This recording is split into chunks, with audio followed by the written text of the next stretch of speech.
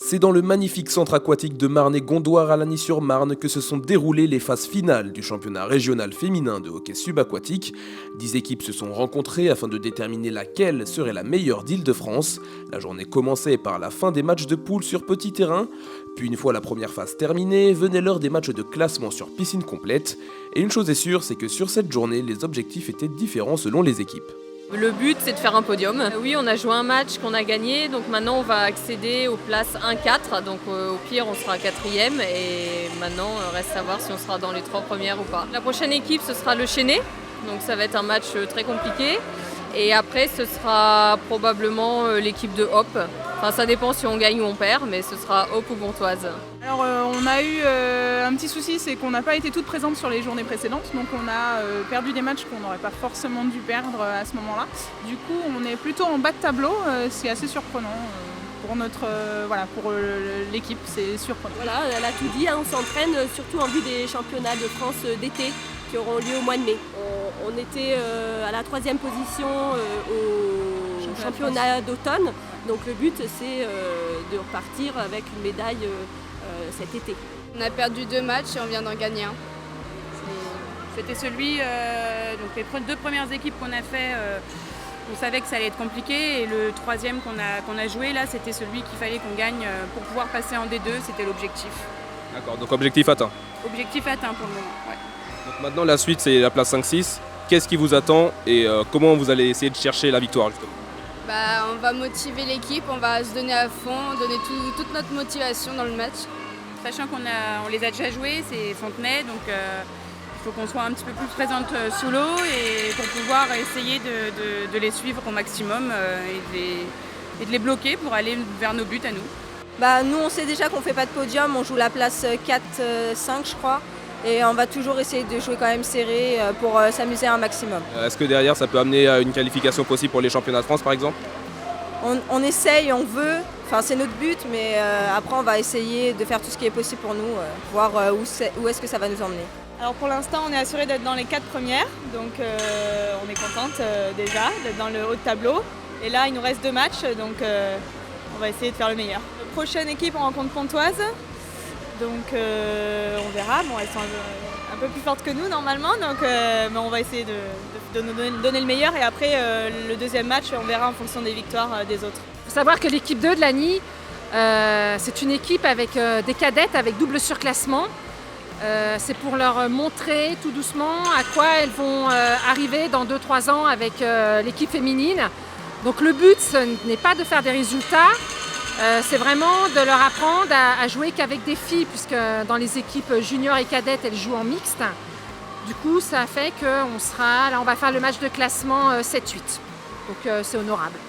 Sur la fin des matchs de poule, 2 matchs importants pour déterminer les équipes finalistes. Tout d'abord, Hope n'a pas réussi à faire plier l'ogre pontoise et s'incline 5-0. Mais pour la capitaine de Hope, il n'y a pas de regret à avoir. C'était un match très intense, des 2 côtés. Je pense qu'on s'est bien battu. On fait 2-0 à la mi-temps en finissant dans leur but. On a été plusieurs fois dans leur but. Et ensuite, on se prend des contre-attaques. Après, pour toi, c'est la meilleure équipe de France depuis 20 ans, voire plus. Donc on sait à chaque fois que ça va être des matchs difficiles, mais c'est des matchs engagés et on aime beaucoup jouer les unes contre les autres. Donc on va essayer d'être 3e. Après, si on est 4e, c'est notre même place que l'année dernière. En ayant intégré 5 nouvelles joueuses, donc c'est plutôt bien de se stabiliser en faisant grandir l'équipe, intégrer des nouvelles qui ont 1 an, 2 ans de hockey. Donc on est dans le top 4, c'est déjà un premier objectif atteint. Alors moi l'essentiel c'est aussi qu'on finisse sur un match où on s'est amusé. Voilà, quel que soit le résultat, l'idée c'est vraiment d'être contente de ce qu'on a fait. Après si c'est parce qu'elles étaient meilleures, nous de nous entraîner plus dur. Tandis que côté pontoise, la finale se prépare déjà. Ah oui, le bilan reste positif. Puis là, on est qualifié pour la finale. Donc là, ce sera sur grand terrain. Ça sera une autre équipe. Donc il va falloir bien se remobiliser, corriger les petites erreurs pour jouer mieux tout à l'heure. Et qu'est-ce que vous pensez pouvoir justement corriger pour essayer de remporter cette victoire contre le Chénet ? Mais je pense qu'il va falloir enlever toutes les petites fautes, notamment toutes les fautes de points qu'on a fait là. Et puis être un peu plus serré. Et puis peut-être éviter de jouer. Là, on a quand même beaucoup gardé les palets sur les murs. Sitôt qu'on les a sortis, on a vu qu'on réussissait mieux à porter les palets. Donc là, d'autant plus sur grand terrain, je pense que ça sera la clé pour porter les palets et les faire nager. Dans l'autre demi-finale, le Chennai s'impose au terme d'un match ultra serré face à Diderot 12 qui se termine en mort subite sur le score de 4-3. Quelle est la petite chose qui a pu faire la différence selon vous sur un match aussi serré ?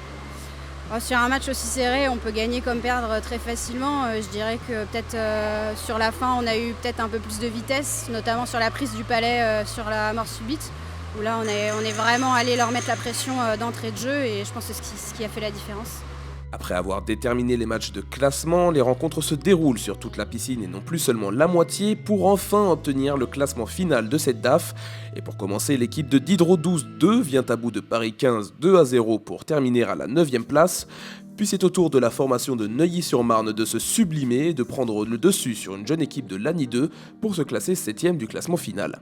Alors match de classement contre l'ANI 2, victoire 5-0, mission accomplie. Mission accomplie parce que c'est la première année de cette équipe et donc on est classé, donc c'est déjà bien, on n'est pas dernière. Donc notre objectif c'était juste de ne pas finir en bas du classement. Donc normalement là on finit 7e, donc ce qui est un bon début pour une équipe débutante, sachant qu'on a 3 mineurs. C'était plutôt un bon match, donc voilà, on est contente de notre performance pour une première.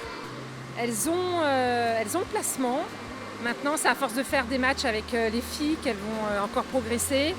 Et l'ANI est une très bonne école au niveau de la tactique et ça il faut absolument, et la technique, et ça il faut qu'elle le mette en place pendant les phases de jeu.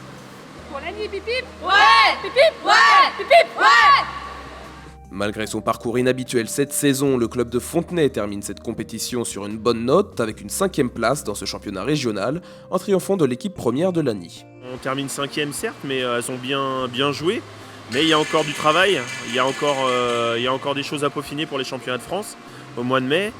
Et ça va se faire au fur et à mesure, je suis confiant. Vient le match d'accès au podium entre Hope et Diderot 12 et après une bataille serrée et un match très tendu dans la piscine, c'est finalement Diderot 12 qui triomphe 2-0 et prend la 3e place. Cependant, les joueuses de Hope restent particulièrement satisfaites de leur résultat. En fait, ce qui a été dommage pour nous, c'est qu'on a eu plusieurs prisons. Donc on s'est retrouvé à 5 dans l'eau, donc forcément c'est plus compliqué pour, étant donné que c'est déjà très serré. Après l'écart il se fait là, donc c'était surtout ça je pense, qui nous a manqué, le nombre de joueuses dans l'eau. 4e, c'est une place qui vous convient, qui vous satisfait aujourd'hui ou non ? Oui, nous, moi je viens d'intégrer l'équipe, donc pour moi c'est bien, mais je pense que l'équipe en général peut aller plus loin, avoir un meilleur classement. Enfin vient le moment de la finale tant attendue entre le Chennai et Pontoise et sans grande surprise, c'est le club du Val d'Oise qui remporte cette finale 6-0. Quelques regrets cependant du côté du Chennai qui a dû évoluer à 5 durant cette finale suite à la blessure d'une de leurs joueuses plus tôt dans la journée. 6-0, donc plutôt bien géré, ravi. Oui, ravi. Après, les filles en face, elles ont perdu une fille sur le match d'avant, donc elles auraient dû jouer à 6, elles jouent à 5. Donc voilà, non mais on est contente du résultat, 6-0 c'est satisfaisant, donc c'est bien. On n'a pas forcément très bien joué tout le match, mais c'est pas grave, c'est une victoire au bout donc... Ça vous rend quand même très heureuse au final. Oui, c'est très bien, une victoire en finale de régional c'est très bien, c'est de bon augure pour la suite. Mais il faut continuer à s'entraîner et puis on verra au championnat de France. C'est pas encore fait, c'est en mai donc on verra. Champion Île-de-France 2018, Pontoise.